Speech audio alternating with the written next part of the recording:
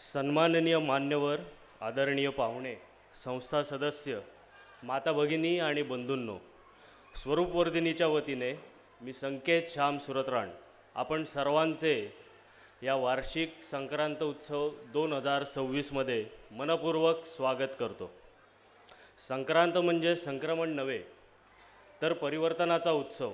अंधारातून प्रकाशाकडे, थकव्यापासून नवचैतन्याकडे आणि कालच्या अनुभवातून उद्याच्या आशेकडे नेणारा मंगल क्षण.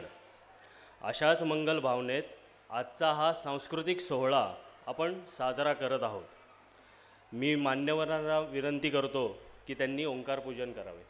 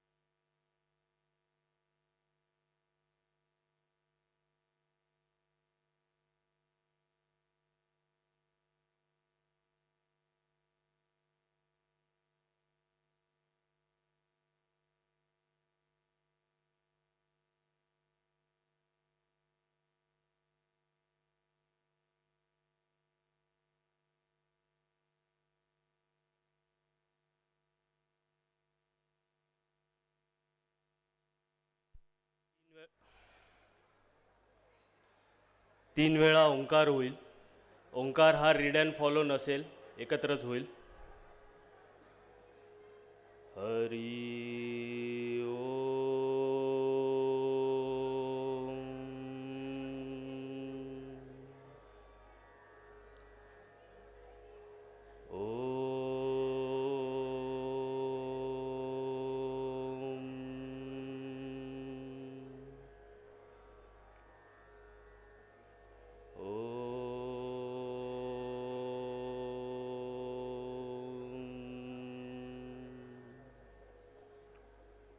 स्वस्त. मित्रांनो, कार्यक्रमाची सुरुवात करताना यावर्षी काही मान्यवरांचे निधन झाले आहे. या अत्यंत दुःखद आणि वेदनादायी घटनेची नोंद घ्यावी लागत आहे. स्वर्गीय श्री अजितदादा पवार, उपमुख्यमंत्री व अर्थमंत्री, महाराष्ट्र राज्य. स्वर्गीय सुरेशराव कलमाडी, माजी केंद्रीय मंत्री. स्वर्गीय श्री शांतीलाल सुरतवाला, माजी महापौर, पुणे. स्वर्गीय श्री यशवंतराव लेले, स्वरूपवर्धिनीचे ज्येष्ठ मार्गदर्शक. स्वर्गीय डॉक्टर एकनाथ चिटणीस, ज्येष्ठ अवकाश शास्त्रज्ञ. आणि स्वर्गीय माधवराव गाडगीळ, ज्येष्ठ पर्यावरण तज्ज्ञ. या सर्वांच्या जाण्याने समाजमनावर एक आकस्मिक दुःखाची कळा पसरली आहे. या सर्वांच्या स्मृतीस आदरांजली अर्पण करण्यासाठी मी आपणा सर्वांना विनंती करतो की सर्वांनी 2 मिनटं उभे राहून त्यांना श्रद्धांजली अर्पण करावी. सर्वांनी 2 मिनटं उभे राहून शांत उभे राहावे.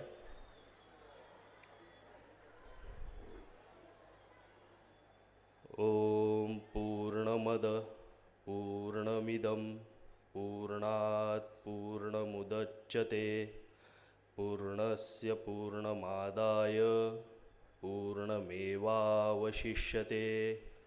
ओम शांती शांती शांती. स्वस्थ. ईश्वर त्यांच्या आत्म्यास सद्गती देव आणि त्यांच्या परिवारास, आप्तस्वकीयास हे दुःख सहन करण्याचे बळ देवो, हीच प्रार्थना. मित्रांनो, स्वरूपवर्धिनी ही संस्था केवळ उपक्रमांची यादी नाही, तर विचारांची वाटचाल आहे, मूल्यांची मशाल आहे आणि समाजहितासाठी सतत प्रज्वलित राहणारा दीपस्तंभ आहे. संक्रांत उत्सवाच्या या मंगल निमित्ताने आपण केवळ आनंद साजरा करत नाही, तर संस्कृती जपतो, कर्तृत्व गौरवतो आणि माणुसकीची नाळ अधिक घट्ट करतो. आजच्या या सोहळ्याचे प्रास्ताविक सादर करण्यासाठी मी मंचावर आमंत्रित करतो डॉक्टर संजय तांबट यांना.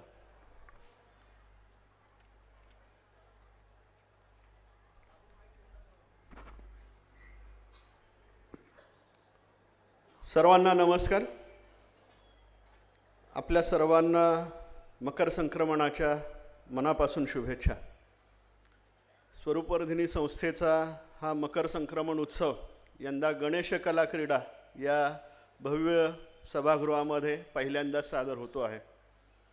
आपल्या या आजच्या समारंभाचे प्रमुख अतिथी माननीय श्री अरविंदजी गोयल, आपल्या सर्वांचे ज्येष्ठ मार्गदर्शक माननीय सुहासराव हिरेमठ, स्वरूपवर्धिनीचे उपाध्यक्ष उदयजी गुजर, श्रीजी पटवर्धन, माझे मित्र आणि सहकारी स्वरूपवर्धिनीचे कार्यवाह विश्वास कुलकर्णी आणि समोरसुद्धा उपस्थित अनेक मान्यवर, स्वरूपवर्धिनीशी संबंधित सर्व हितचिंतक बंधू आणि भगिनींनो, आज इथे उभा असताना मला स्वरूपवर्धिनीचा पहिला मकर संक्रमणाचा उत्सव आठवतो आहे.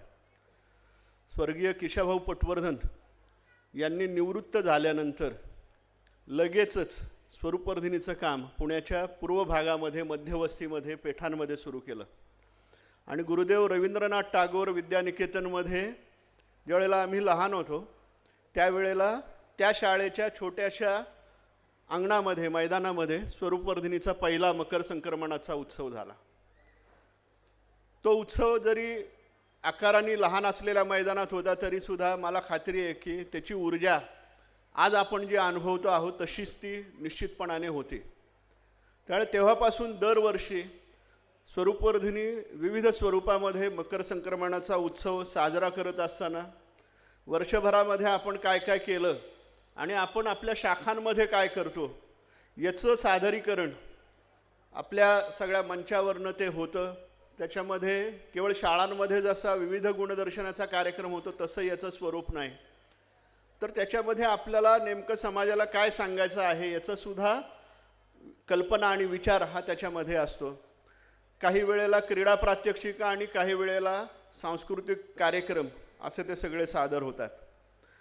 तर आज आपण राष्ट्रीय स्वयंसेवक संघाची शताब्दी साजरी करत असताना या वर्षामध्ये गेल्या 100 वर्षातली संघाची वाटचाल कशी झाली आणि विशेषतः संघापासून प्रेरणा घेऊन संघप्रेरित संस्थांचं जे एक विशाल कुटुंब उभं राहिलं, तर ते कुटुंब कसं उभं राहिलं हे नाट्यरूपामध्ये मांडण्याचा आपण सर्वजण प्रयत्न करणार आहोत आणि मला खात्री आहे की आपल्या सर्वांना त्या महानाट्याविषयीची सुद्धा उत्सुकता आहे. इथे बोलत असताना मला एक प्रसंग आठवतो. किशाभाऊंबरोबर ज्यावेळेला त्यांना पहिल्यांदा दूरदर्शनवर मुलाखत देण्यासाठी विचारणा झाली आणि आकाशवाणीला त्यांच्याबरोबर एका मुलाखतीसाठी जायचं होतं, त्यावेळेला किशाभाऊंनी त्या संयोजकांना सांगितलं की तुम्ही माझी मुलाखत जरूर घ्या, पण माझ्या मुलाखतीमध्ये मी स्वरूपवर्धिनी ही डॉक्टर केशव बळीराम हेडगेवार यांच्या प्रेरणेतून सुरू केली हे सांगणार आहे. हे तुम्हाला चालणार असेल तरच मी मुलाखतीसाठी येईन. त्यामुळे स्वरूपवर्धिनी ही संघपरिवारातली एक सेवाभावी संस्था आणि संघप्रेरित कार्यामधला एक योगदान म्हणून आम्ही निश्चितपणाने ते अभिमानाने मिरवतो. आणि संघाचा विचार आपण ज्या वेळेला करतो की आपल्या देशावर अनेक आक्रमणं झाली आणि आपल्या देशावरची स्थिती काही वेळेला अगदी अवनत अशा स्थितीमध्ये जात असताना त्याचं जर मूळ कारण आहे तर ते आमच्या समाजाचं संघटन हे दुबळं झालं, आमच्या समाजातले दोष दूर करणं आणि जातीपाती विरहित अशा प्रकारचं हिंदूंचं एक अभेद्य आधुनिक अशा विचारांच्या पायावर उभं असलेलं संघटन उभं करणं हा जो भाग संघाच्या स्थापनेमागचा आहे. आणि मग संघाचा एकूण सगळा 100 वर्षाचा प्रवास ज्याचं वर्णन प्रोग्रेसिव्ह अनफोल्डमेंट क्रमशः होत गेलेला विकास असं पाहतो. त्याच्यामध्ये स्वरूपवर्धिनी हा एक महत्त्वाचा भाग आहे आणि याचा आम्हा सर्वांना, आम्हा सर्व कार्यकर्त्यांना निश्चितपणाने अभिमान आहे.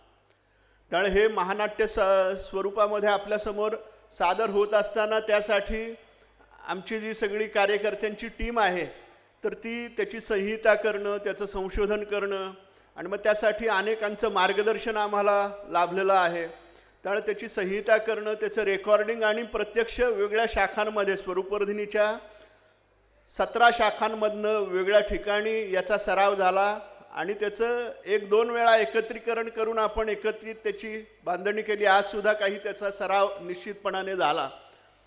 त्यामुळे अशा स्वरूपामध्ये राष्ट्रीय स्वयंसेवक संघाच्या 100 वर्षातल्या वाटचालीचा मागोवा हा एका अर्थाने दृकश्राव्य स्वरूपामध्ये घेण्याचा हा आमचा एक अल्पसा प्रयत्न आहे आणि त्याला आपण निश्चितपणाने दाद द्याल. आणि यात जे काही साजरं होईल त्याच्यामध्ये कार्यकर्त्यांची क्षमता आहे. मला आठवतं आहे ज्ञानेश पुरंदरे आमचे बंधू की त्यांचं कोरोनामध्ये निधन झालं, पण स्वरूपवर्धिनीच्या कोणत्याही संक्रांत उत्सवामध्ये किंवा कोणत्याही कार्यक्रमामध्ये त्याचा असलेला सहभाग की ज्ञानेश आपल्या आजूबाजूलाच आज कुठेतरी आहे. आणि या महानाट्याची सुरुवात होत असताना त्याच्यामध्ये आपल्याला दिसेल की किशाभाऊ आणि ज्ञापू यांच्या संवादामधनं तो सगळा उलगडत जाणार आहे, तर ते सुद्धा निश्चितच प्रासंगिक आहे.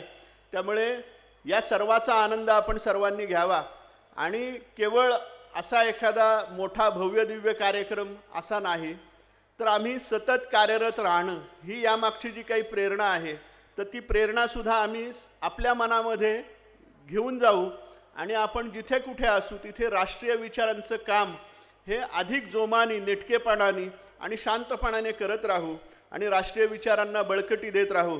एवढंच बोलून मी थांबतो. सर्वांना मनापासून धन्यवाद.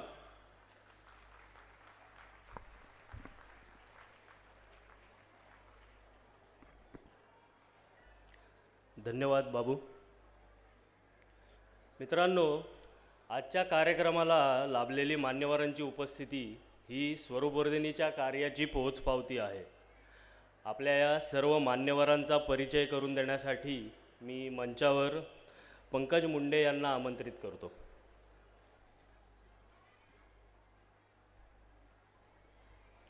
नमस्कार. आजच्या आपल्या कार्यक्रमासाठी जे प्रमुख पाहुणे आहेत ते व्यासपीठावर आलेले आहेत. तेव्हा संत तुकाराम महाराजांचा अभंग अगदी विनम्रपणे थोडासा बदलून मी असं म्हणेन, पाहुणे येती घरा तोची दिवाळी दसरा. खरं तर आज ना दिवाळी आहे ना दसरा आहे, पण स्वरूपवर्धिनीचा मकर संक्रांत उत्सव हा दसरा आणि दिवाळी इतकाच आनंद देणारा आहे. याचा अनुभव आपल्याला थोड्याच वेळात येईल. आजच्या आपल्या या आनंदामध्ये सहभागी होण्यासाठी जे प्रमुख अतिथी आलेले आहेत त्यांचा थोडक्यात परिचय मी करून देतो. आजचे आपले प्रमुख मार्गदर्शक आहेत श्री सुहासराव मुपय्या हिरेमठ. सुहासराव मूळचे सोलापूरचे राष्ट्रीय स्वयंसेवक संघाचे कार्यकर्ते. मे 1973 BSc पदवी घेतल्यानंतर लगेच म्हणजे जून 1973 पासून सुहासरावांनी संघप्रचारक म्हणून आपल्या कामाला प्रारंभ केला. सुरुवातीला सांगली जिल्ह्यामध्ये तालुका प्रचारक, पुढे गोमंतक जिल्हा, सातारा जिल्हा आणि पुणे महानगर प्रचारक म्हणून त्यांनी दीर्घकाळ सेवा दिली. त्यानंतर महाराष्ट्र प्रांताचे महाविद्यालयीन प्रमुख, महाराष्ट्र प्रांताचे सहप्रांत प्रचारक आणि पश्चिम महाराष्ट्र प्रांत प्रचारक अशा विविध जबाबदाऱ्याही त्यांनी पार पाडल्या. पुढे जवळजवळ 10 वर्ष अखिल भारतीय सेवा प्रमुख म्हणून त्यांनी उत्तरदायित्व निभावलं.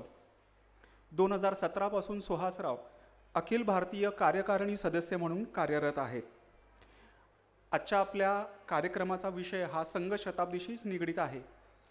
त्यामुळे संघ कार्याचा एवढा प्रदीर्घ अनुभव असलेलं व्यक्तिमत्व सुहासरावांच्या रूपानं आपल्याबरोबर उपस्थित आहे, याचा आम्हाला खरंच अगदी मनापासून आनंद आहे. स्वरूपवर्धिनीचे उपाध्यक्ष श्री उदयराव गुजर यांना मी विनंती करतो की त्यांनी सुहासरावांचं स्वागत करावं.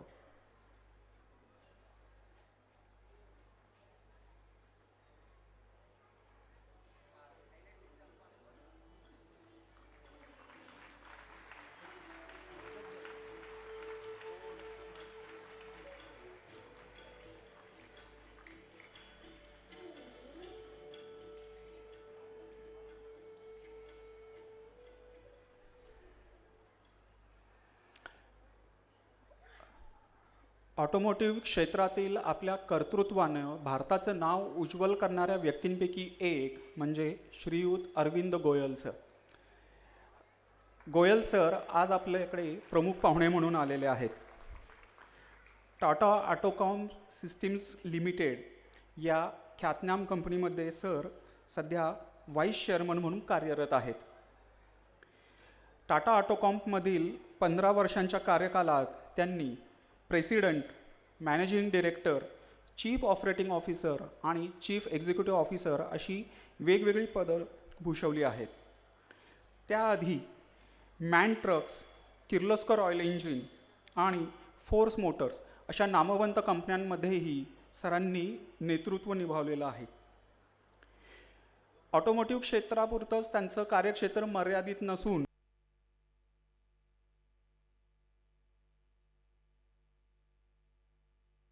आणि ACMA वेस्टर्न रिजन यासारख्या औद्योगिक संस्थांमध्ये सुद्धा ते नियुक्त सदस्य म्हणून सक्रिय आहेत.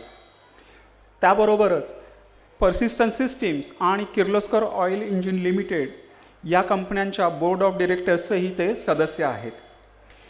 4 दशकांहून अधिक आपल्या कर्तृत्वाने, ज्ञानाने आणि अनुभवाने गुणवत्तेचा नवा पायंडा पाडणारे श्रीयुत अरविंद गोयल सर आपल्याला प्रमुख पाहुणे म्हणून लाभलेले आहेत. मी उदयराव गुजर सरांना विनंती करतो की त्यांनी गोयल सरांचं स्वागत करावं.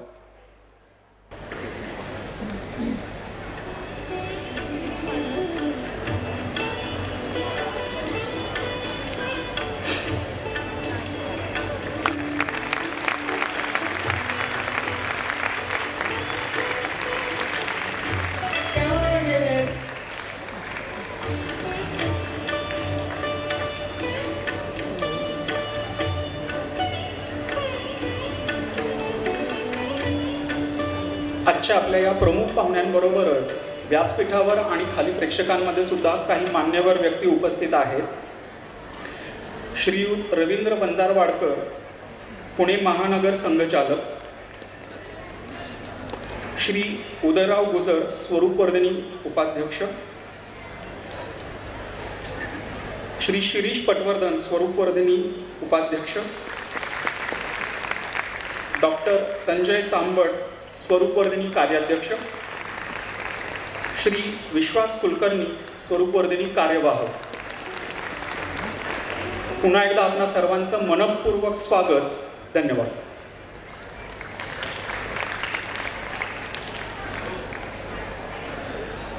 धन्यवाद Pankaj sir.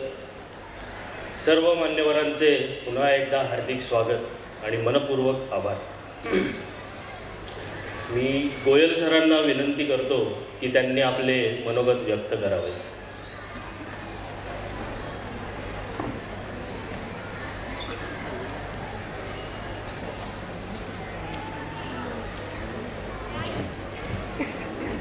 Namaskar. I'm really very obliged being invited to speak to such a dedicated organization, and I really thank Mr. Patwardhan for inviting me, and Mr. Hiramat and Vivek Sawant for listening to me. Thank you very much.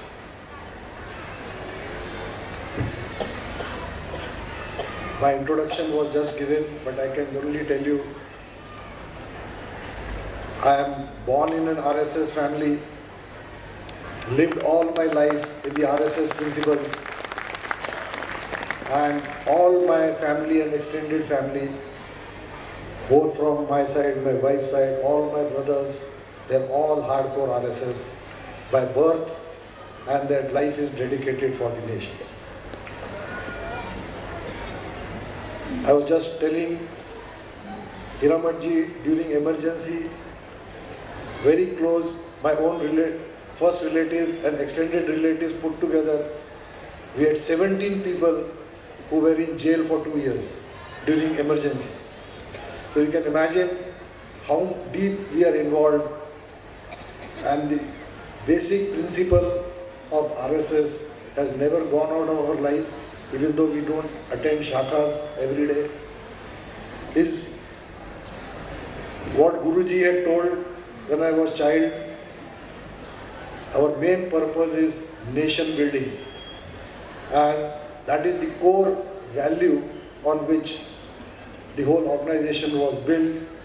Dedicated volunteers, revive the original culture and do relief during any disaster, and patriotism and discipline, good thoughts and good deeds.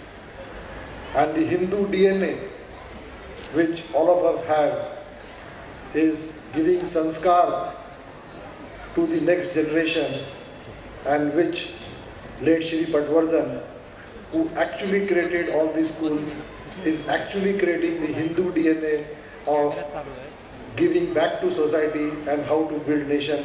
So I really thank for inviting me to speak to all of you.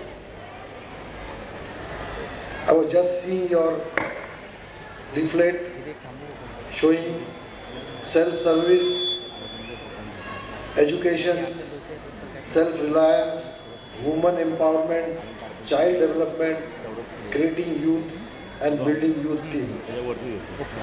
All are extremely, extremely important, and for nation building,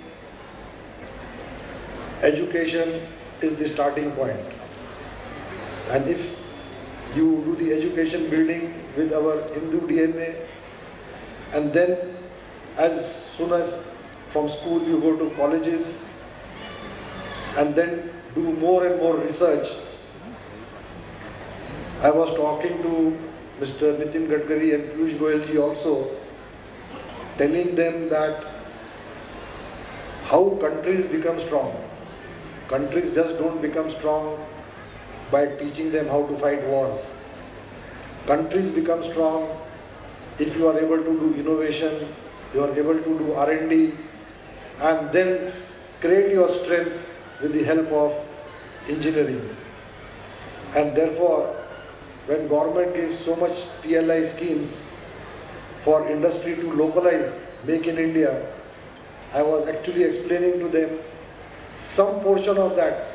If you are giving 2 lakh crores for PLI scheme, you keep 10% of it for industry to employ PhDs who have done good work, and that is how the engineering and R&D can develop in India. So education is a very, very fundamental thing, and one of the reasons China, who always have issues with us, is strong today is not because there is a dictatorship who has spent a lot of money in for the war preparedness. They have developed engineering and R&D in a massive way, and therefore even America thinks twice before telling anyone. So India is going to be the next superpower. India is going to rise, and all the young students who are sitting here, actually you will see the fruits of hard work done by the leaders, and especially for last 12 years since the BJP government is there. I can tell you, not because I come from RSS background, I can tell you from the industry point of view that the amount of development which is happening in this country is just never seen before. And all of you have a huge opportunity to grow in this country and give back to society. So your first pillar of education is the most important pillar with which the country can grow. Next point you have said is self-reliance. We have to be self-reliant. You can see today what happened when China said, I will not give you rare earth magnets. Just for the information, without magnets you cannot make missiles. And during the last war, India used missiles, and all missiles have enough magnets, and the magnets come from China. 96% of the world magnet is produced in China. So if you listen to the budget today, 6 corridors of rare earth is being created. A big funding has been done to produce magnets, and hopefully in 1.5 years from now, India would be able to make enough magnets for themselves and even able to give to the countries who are friendly with them. Women empowerment is your next pillar. I was just talking to the colleagues here that even pre-independence, my great-grandfather had actually spoken to Dr. Hedgewar that time and to explain to them why women are so important, especially because he was living in Punjab, an amount of killings which happened during partition. He said that both education and women empowerment is so important because so many people used to die in the war, and even to nation building, this is a very important thing, and I'm very happy that Roop Vardhani is doing women empowerment as their child development is certainly important, everybody understands. Creating youth leaders. So many of you dedicate their life. I met just now, somebody went to Assam, somebody went to Mizoram to spend their real youth doing work for society. And that's how you create leaders. And many of our new chief ministers, even in even in Rajasthan or Madhya Pradesh, even in Delhi, they all started as youth leaders in their life. They're all from Akhil Bharatiya Vidyarthi Parishad. And I'll be more than happy if during my lifetime, out of some of these young students, I see they becoming big leaders and taking a very respectful positions in the government of India, and then helping to bring back the Hindu culture as a DNA of each and everyone born in this country. Thank you very much.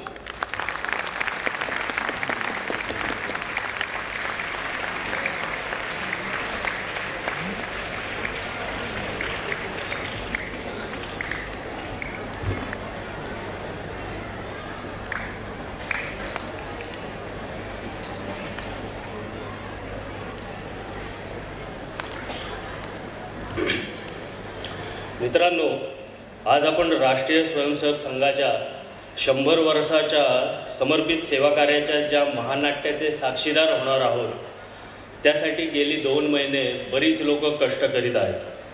त्यातील काही उल्लेखनीय व्यक्तींचे आपण कौतुक करणार आहोत. तर मी सुहासरावांना विनंती करतो की त्यांनी गुलाब पुष्प देऊन त्यांचे कौतुक करावे. भालचंद्र पुरंदरे सर, आजचे नाटक बसवण्यात सरांचा महत्त्वाचा वाटा आहे.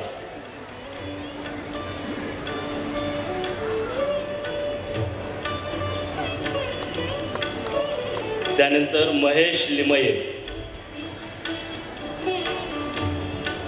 आपल्या वर्धिनीच्या सर्व पथनाट्य, नाटक आणि आजच्या नाटकाचे सुद्धा रेकॉर्डिंग त्यांच्या मल्हार स्टुडिओमध्ये झालेले आहे. महेश लिमये. त्यानंतर शुभेंदू मोडक, या नाटकाच्या पटकथा लेखनात महत्त्वाचे सहाय्य आहे. शुभेंदू मोडक.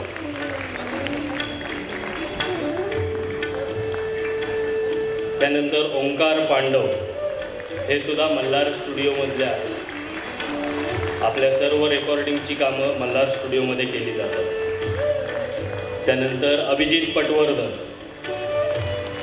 साऊंड मिक्सिंगमध्ये यांचे मोलाचे सहकारी आहे. अभिजित पटवर्धन. त्यानंतर शाहीर श्रीकांत शिर्के, आजचा पोवाडा जो आहे नाटकातला तो शाहिरांनी बसवलेला आहे. त्यानंतर शुभम जगताप आणि सुरेश पवार, या संपूर्ण नाटकाची कथा बसवणे ह्या सगळ्यामध्ये मोलाचे सहकार्य.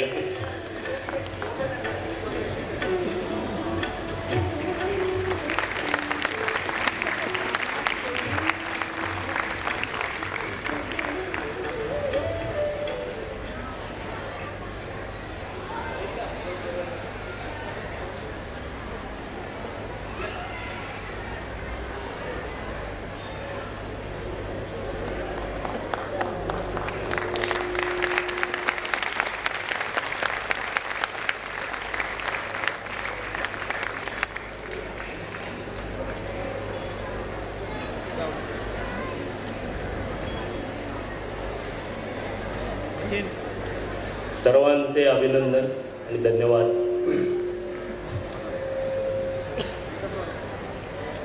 आजच्या आपल्या या सोहळ्याला पुणे शहर DCP झोन 1 श्री कृषिकेश रावळे उपस्थित आहेत. तर मी त्यांचे सुद्धा स्वरूपवर्धिनीच्या परिवारातर्फे सहर्ष स्वागत करतो. यानंतर मी सुहासराव हिरेमठ सरांना विनंती करतो की त्यांनी आम्हाला मार्गदर्शन करावे. सुहासराव.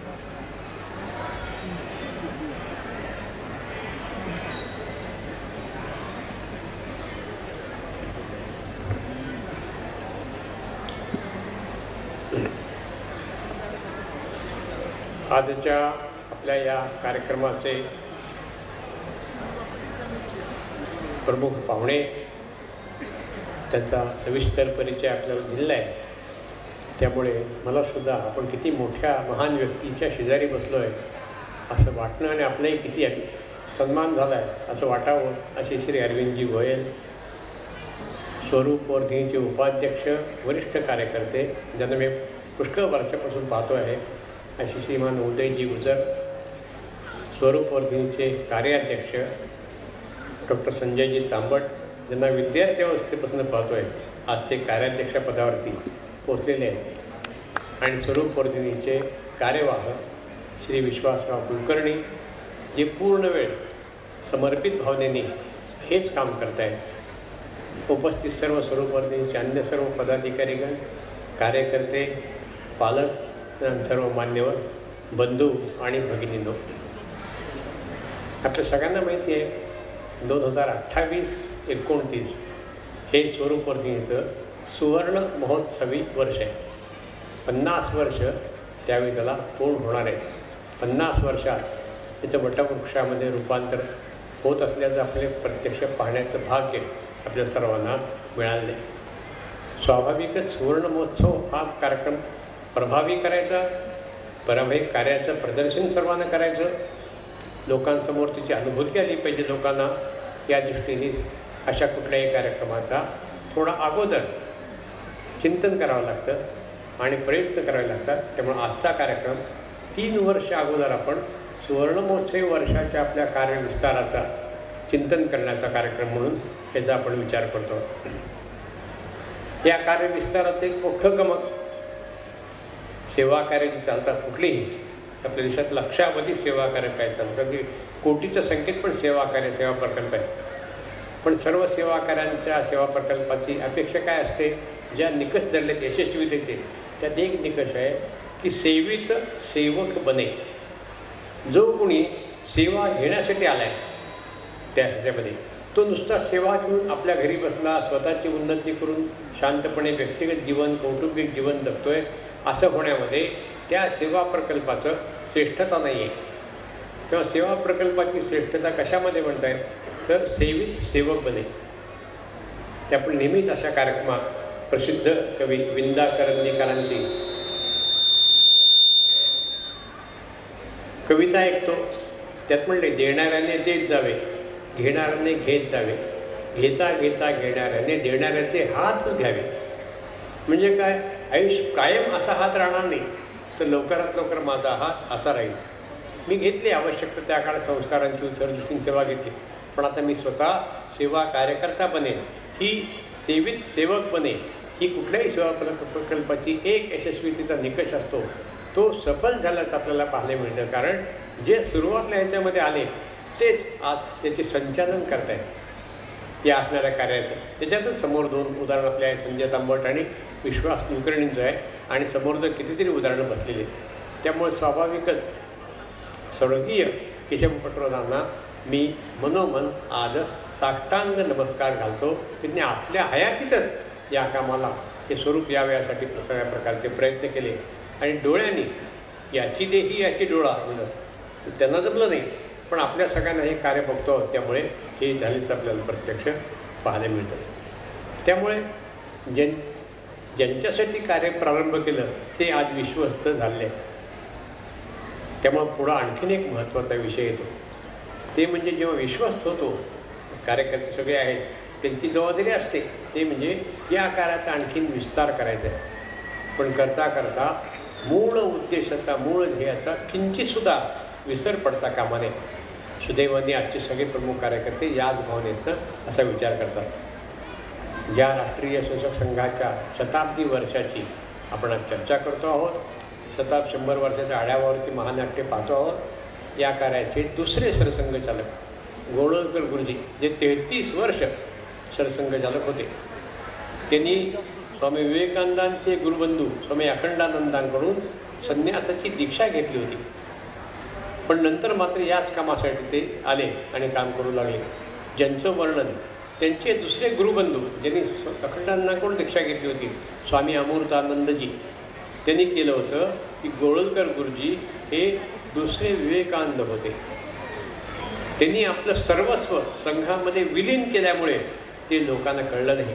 जे संघात विलीन केलं नसतं कदाचित दुसरे विवेकानंद माहीत झाले असते. अशा अत्यंत श्रेष्ठ नेतृत्व संघाला 33 वर्ष मिळालं आणि प्रखर विरोधाच्या काळात मिळालं. हा सर्वत्र स्वागत आहे, कौतुक आहे, तो ते आपण सगळे बघतो. प्रचंड विरोध. त्या काळात गोळवलकर गुरुजींनी हे काम पुढं नेलं. त्यांच्या जीवनातला एक प्रसंग आणि त्यांचं एक वाक्यच आहे जे आजच्या ह्याला बरोबर दिसेल.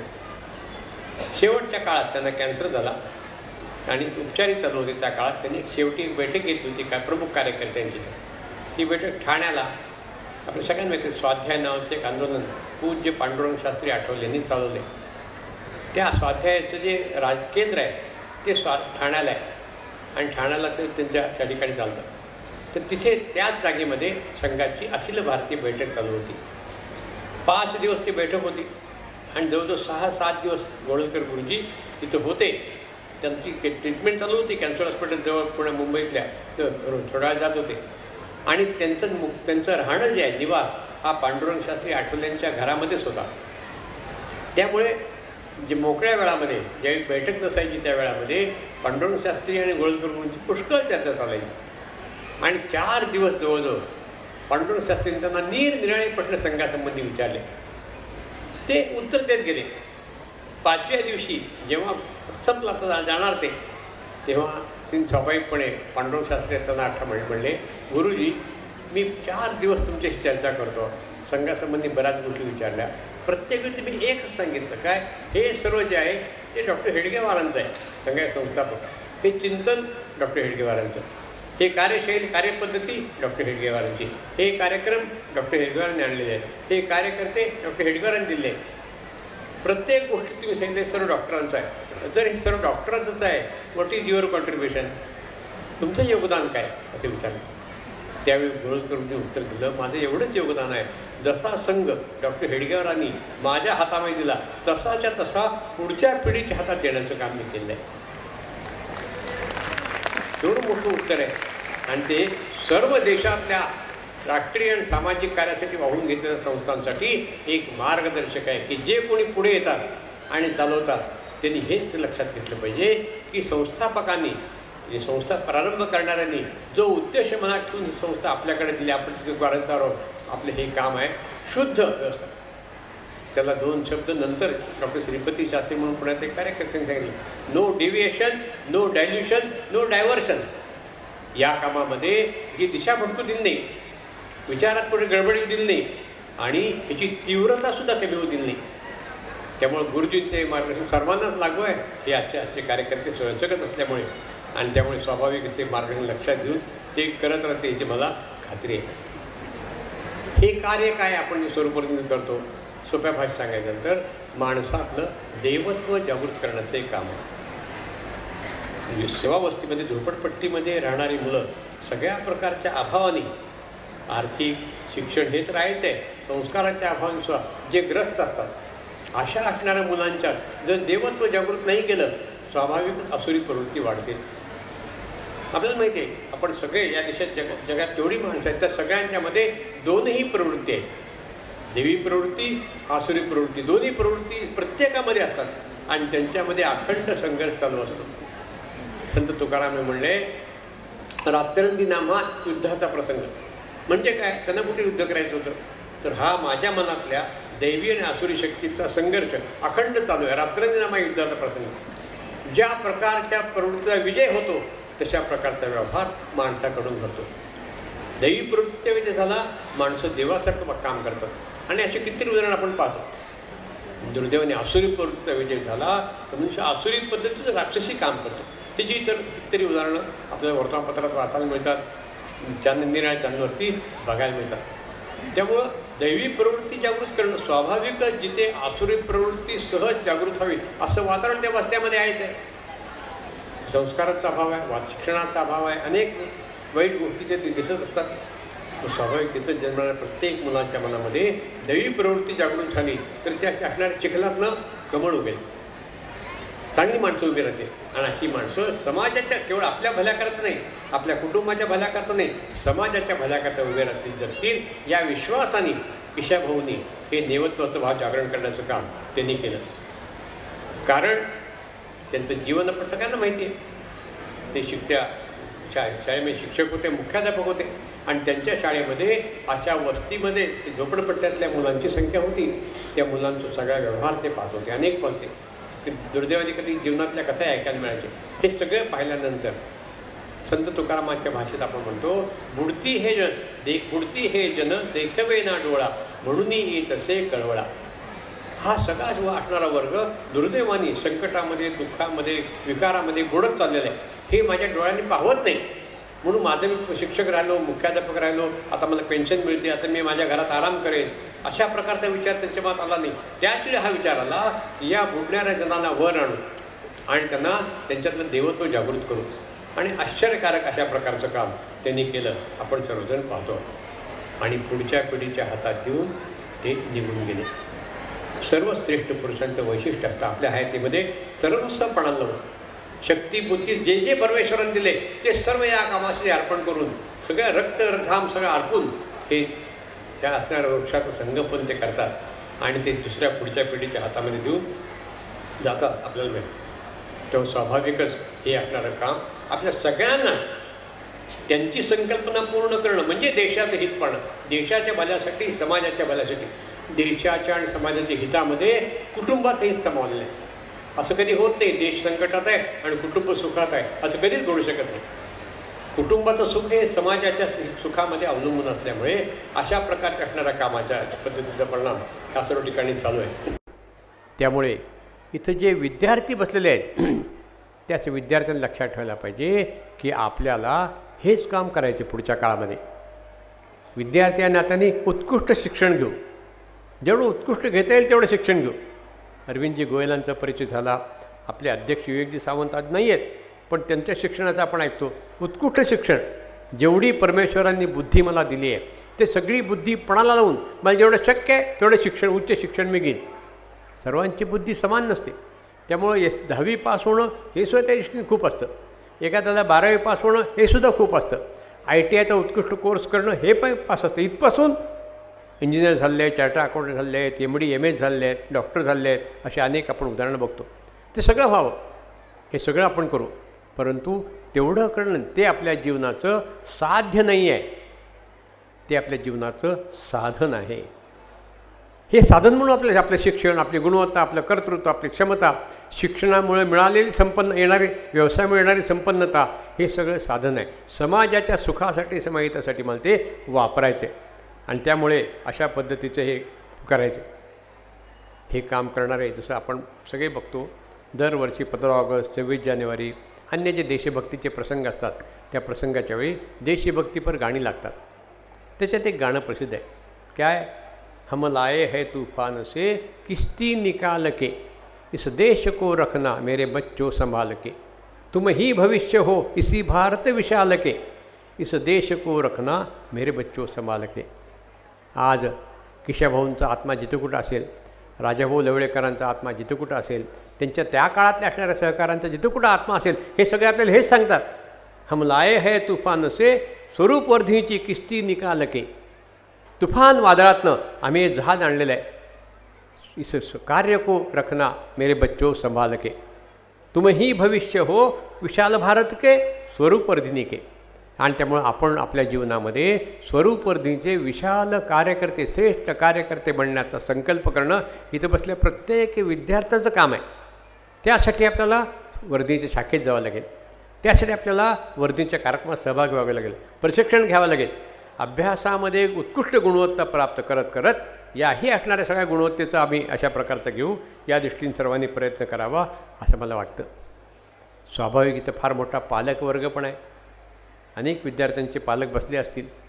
त्या पालकांनी पण, ते पालकही विचार करत असलंच, सक्रिय सहभाग असतील की ते म्हणजे पालक यांना आमचं काम काय, तर माझ्या मुलाचं उत्कृष्ट शिक्षण मिळालं पाहिजे आणि स्वरूपवर्धीमध्ये उत्कृष्ट संस्कार मिळाला पाहिजे. स्वरूपवर्धी तो माणूस राहील, परमेश्वराकडे जाईल आणि बाकी लौकिक शिक्षण जे मिळेल ते मिळेल. ते केलं की माझं काम संपलं असं समजणं चुकीचं आहे. त्यामुळे आपल्याला या असणाऱ्या कामाचं केवळ पाठिंबा नाही, आणि बाहेरून पाठिंबा तर अजिबातच नाही. बाहेरून पाठिंबा दिलेलं कोणतेही सरकार कधी सुरक्षित राहत नाही, टिकत नाही. तसं बाहेरून पाठिंबा दिलेलं कार्यसुद्धा कार्ययशस्वी नसते. तर आमचा सक्रिय सहभाग त्यात कसा राहील अशा प्रकारचा विचार पालकांनी केला पाहिजे. काय करू शकतात आपण, तर आपल्या मुलांना तर आपण या कार्यात आणलेलं आहे, ते योग्य ते संस्कार धारण करतात. पण अजूनही अशी फार मोठी संख्या आहे आपल्या देशामध्ये झोपडपट्ट्यात राहणारी, शहरी भागापुरते विचार करताना, की ज्यांना हे मिळणं आवश्यक आहे. 2011 साली त्यावेळचं जे सरकार होते, UPA सरकार, त्यांनी जनगणना केली आपल्या देशामध्ये. त्यानंतर आता यावर्षी होते जनगणना झाली की सरकारचं पुढचं काम असतं अर्थमंत्र्यांचं, त्याच्या आधारावरती ते आर्थिक सर्वेक्षण करतात पूर्ण, आणि आर्थिक सर्वेक्षण ठेवतात. तर अर्थात ते सरकार गेलं. 14ला NDA सरकार, नरेंद्र मोदींच्या नेतृत्वाखाली दुसरं सरकार आलं. 2015 साली त्याचे जे अर्थमंत्री होते त्यावेळी, अरुण जेटली, जे दुर्दैवाने हयात नाही आहेत, त्यांनी आपल्या भारताच्या आर्थिक सर्वेक्षण सर्वांसमोर ठेवलं. काय होतं सर्वेक्षण, अवश्य आपण केव्हा तरी मिळालं तर वाचा. आजकाल सर्व गोष्टी आपल्याला उपलब्ध होतं इंटरनेटवरती.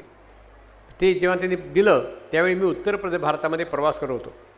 त्याच्यामध्ये सगळी आकडेवारी आली, या देशामध्ये काय स्थिती आहे, किती लोक संपन्न आहेत आणि किती लोक आजही दारिद्र्यात आहेत, गरिबीत आहेत. तर तिथल्या त्या वर्तमानपत्रांनी, एका वर्तमानपत्रांनी ते सगळ्या बातमीचं शीर्षक दिलं. शीर्षक काय दिलं हिंदीमध्ये, आज भी अपने देश में 25 करोड लोग रोज रात को भूखा सोते हैं. आज आपल्या देशामध्ये 25 कोटी माणसं रोज रात्री उपाशी झोपतात, म्हणजे सामान्य गरजाही भागत नाही.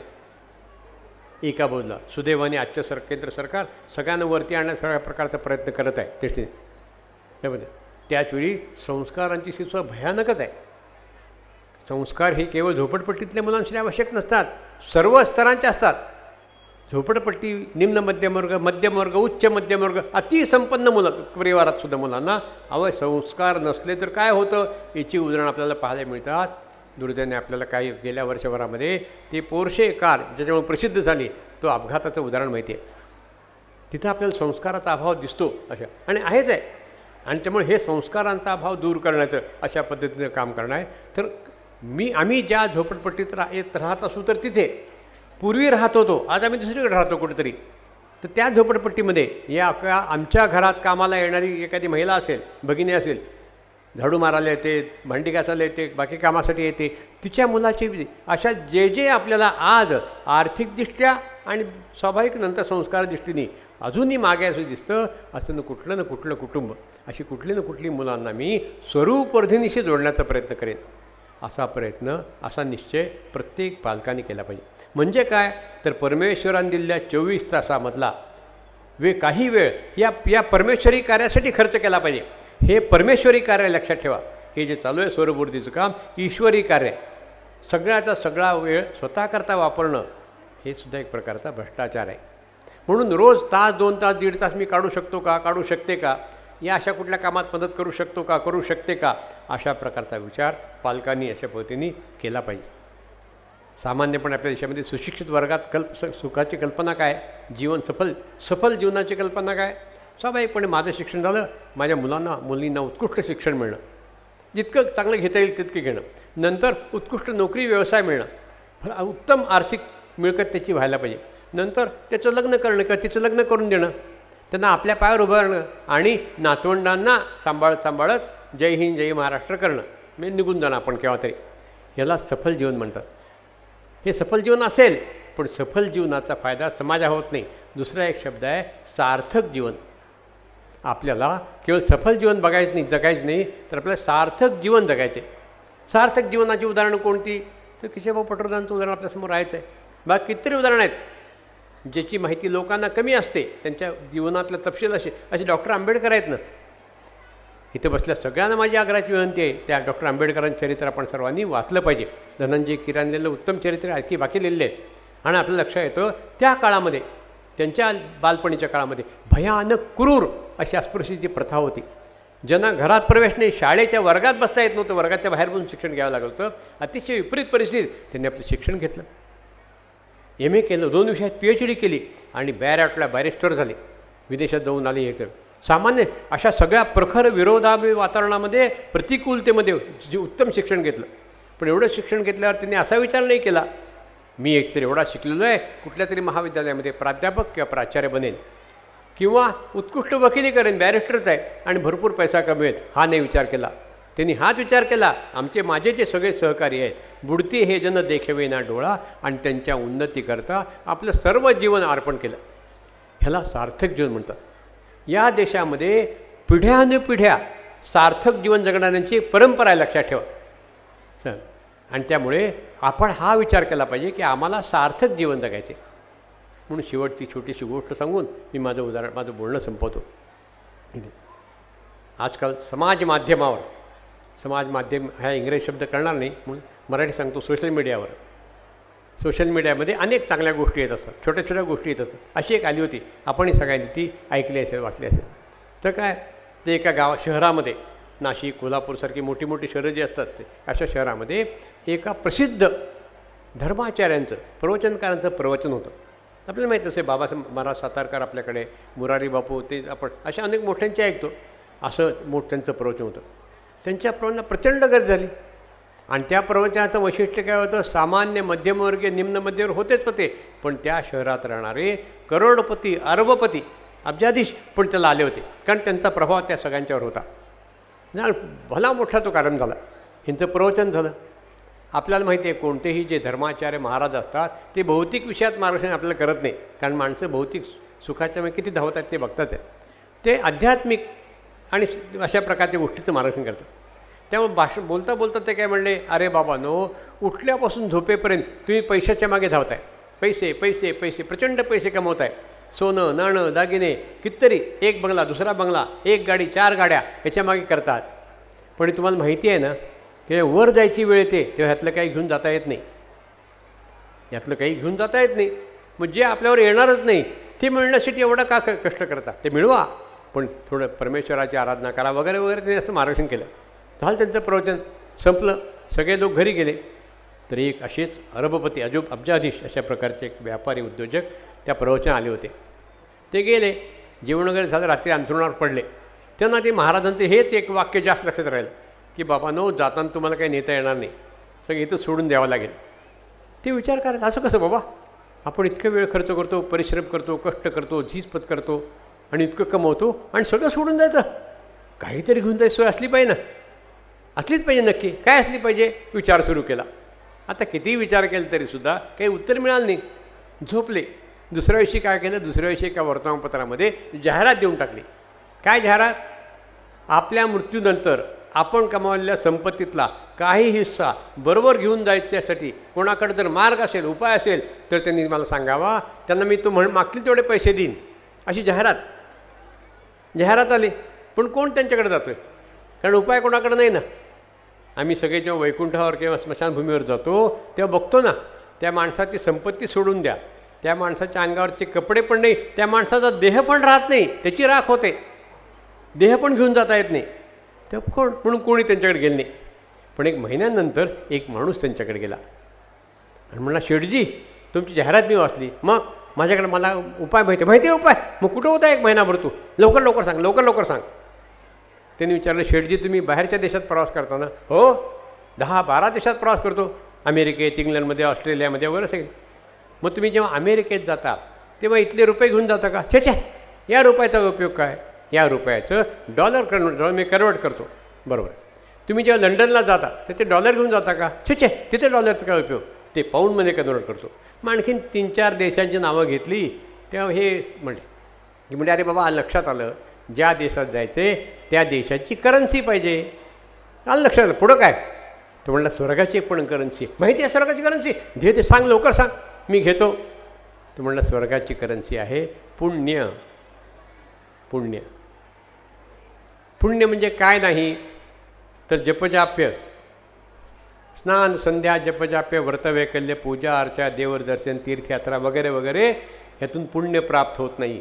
बाकी पुष्कळ गोष्टी मिळतात, पुण्य प्राप्त होत नाही. तेव्हा पुण्य प्राप्त कशात नव्हतं? स्वतःच्या आणि कुटुंबाच्या हिताच्या वरती उठून दुसऱ्यांना सुखी करण्याचा प्रयत्न जे करतात त्यांची करन्सी वाढते. किशभाऊंची करन्सी तेव्हा जास्त होती. हा सुद्धा अशा प्रकारचे जे काम करता वाढतात. म्हणून आपण सुद्धा, आपल्यासुद्धा माझी एक कळकळीची विनंती आहे की संपत्ती कमवा, बाकी सगळं करा, पण पुण्याची करन्सी मिळण्यासाठी प्रयत्न करा. हे कार्य केल्याने ती मिळणार आहे, तो करण्याचा प्रयत्न करावा. एवढीच आग्रहाची, कळकळीची, नम्र विनंती करून मी माझं बोलणं संपवतो.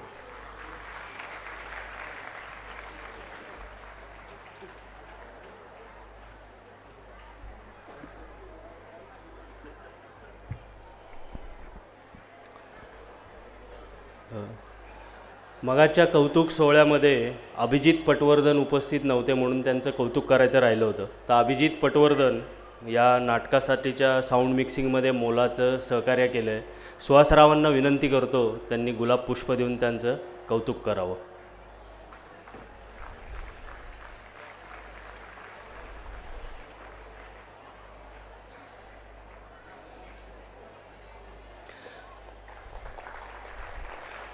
काही मान्यवर आपल्या आजच्या सोहळ्याला उपस्थित आहे, त्यांचा उल्लेख करतो. तुळशीबाग सार्वजनिक गणेशोत्सव मंडळाचे अध्यक्ष श्री विकास पवार, मंडळाचे सेक्रेटरी श्री नितीन पंडित आणि त्यांच्या सौ, तसेच नवनिर्वाचित नगरसेविका स्वप्नाली पंडित हे या सोहळ्यासाठी उपस्थित आहे. तसेच नवनिर्वाचित नगरसेविका मृणालताई कांबळे यासुद्धा या सोहळ्याला उपस्थित आहेत. नवनिर्वाचित नगरसेवक श्री प्रतीक कदम या सोहळ्यासाठी उपस्थित आहे. या सर्व मान्यवरांचे मी स्वरूपवर्धिनी परिवारातर्फे स्वागत करतो. मंचीय कार्यक्रम समाप्त झाला असं मी सांगतो. कृपया पाहुण्यांनी आतमध्ये बसावं. नमस्कार. मागील वर्षाचा आम्ही आढावा मांडत आहोत. आम्ही आढावा मांडतोय कारण गेलेलं वर्ष आपल्याला काय शिकवून गेलं आणि आपण काय साध्य केलं हे जाणून घेणं पुढील वाटचालीसाठी महत्त्वाचं असतं. मकर संक्रमण उत्सव म्हणजे स्वरूपवर्धिनीच्या निष्काम समर्पित सेवा कार्याच्या कामाचे एक रसाळ फळ. मागील वर्षी जनरल अरुणकुमार वैद्य स्टेडियम येथे वर्धिनीच्या वर्धक वर्धिका युवक युवती एकूण 500 जणांनी मैदानी चित्तथरारक सादरीकरणे केली. या कार्यक्रमाला प्रमुख पाहुणे म्हणून जागतिक विजेतेपद मिळवणाऱ्या महिला नेमबाज माननीय तेजस्विनी सावंत व पुणे महानगरपालिकेचे उपायुक्त श्री राजीव नंदकर सर उपस्थित होते. संस्थेच्या वर्षभरातील कार्यक्रमांमध्ये व्यक्तिमत्व विकास, मूल्यसंस्कार आणि सामाजिक बांधिलकी यावर विशेष भर देण्यात येतो. यासाठी अनेक उपक्रमांचे आयोजन करण्यात येते. डॉक्टर बाबासाहेब आंबेडकर यांच्या जयंतीनिमित्त 6 ठिकाणी रक्तदान शिबिरांचे आयोजन करण्यात आले. यामध्ये 380 रक्तदात्यांनी रक्तदान केले. तसेच रस्ता सुरक्षा जनजागृतीसाठी हेल्मेट वाटप उपक्रम राबवण्यात आला. चैत्र शुद्ध प्रतिपदेच्या दिवशी वर्धिनी परिवाराने वर्षारंभ उपासना व प्रबोधन कार्यक्रमाने नववर्षाची सुरुवात केली. राष्ट्रीय स्वयंसेवक संघाचे सहकार्यवाह श्री दत्तात्रयजी होसबळे यांच्या प्रेरणादायी प्रबोधनाने नवीन संकल्प, सातत्यपूर्ण प्रयत्न आणि समाज राष्ट्रासाठी योगदान देण्याची जाणीव यावर विशेष भर देण्यात आला. यावर्षीचा गणेशोत्सव समर्थ भारत, समृद्ध भारत, भारताला महासत्ता बनवण्याचा प्रवास या संकल्पनेवर आधारित होता. या अंतर्गत संदेश देणारी ढोल ताशा, लेझिम, टाळ, झांज इत्यादी पथके सादर करण्यात आली. तसेच सायबर सुरक्षा या विषयावर आधारित पथनाट्य सादर करण्यात आले. हे पथनाट्य 265 ठिकाणी सादर झाले. यात 250 वर्धक वर्धिकांचा समावेश होता. ज्ञानेश पुरंदरे सर म्हणजेच आपल्या सर्वांचे लाडके न्याप्पू यांच्या कार्यस्मरणार्थ 23 जुलै रोजी वक्तृत्व स्पर्धेचे आयोजन करण्यात आले. या स्पर्धेचे परीक्षण श्री होनराज मावळे सर व अस्मिता मराठे यांनी केले. तसेच पारितोषिक वितरण श्री विजय नवले सर यांच्या हस्ते झाले.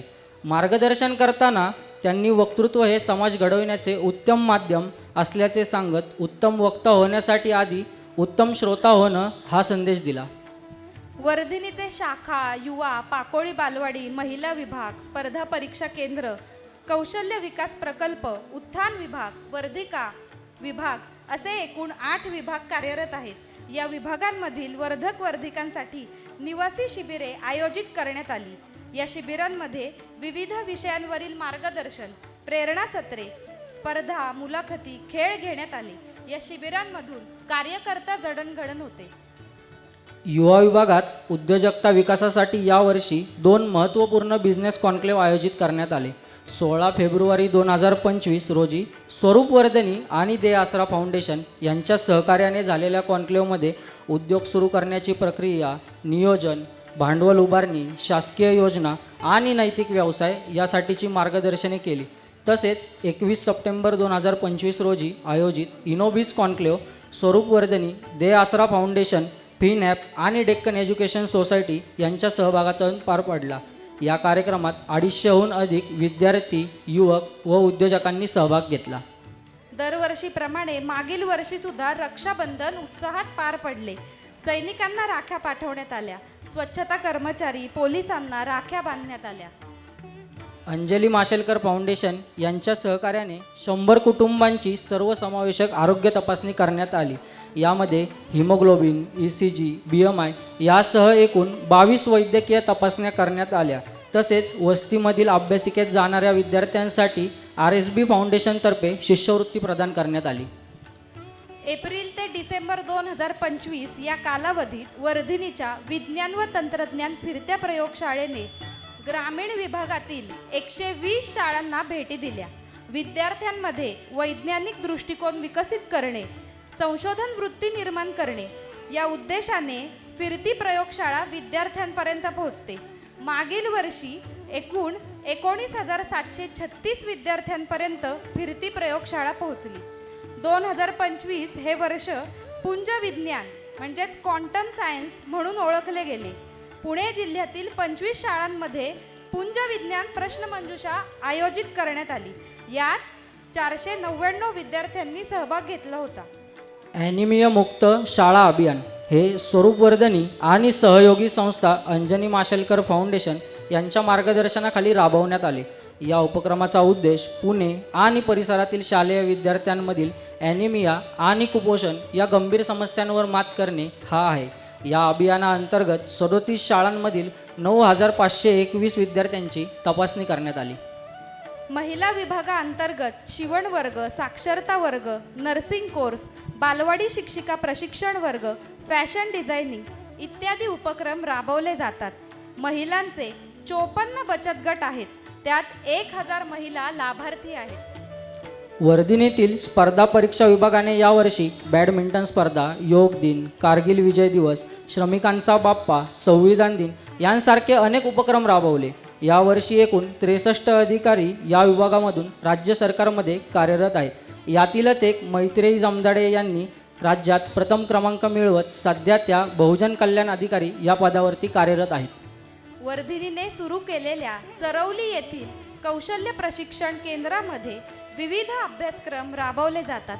या केंद्रात GNM असिस्टंट, OT टेक्निशियन, रुग्णसहाय्यक वर्ग, medical record and health information technician, robotics असे पॅरामेडिकल कोर्सेस घेतले जातात.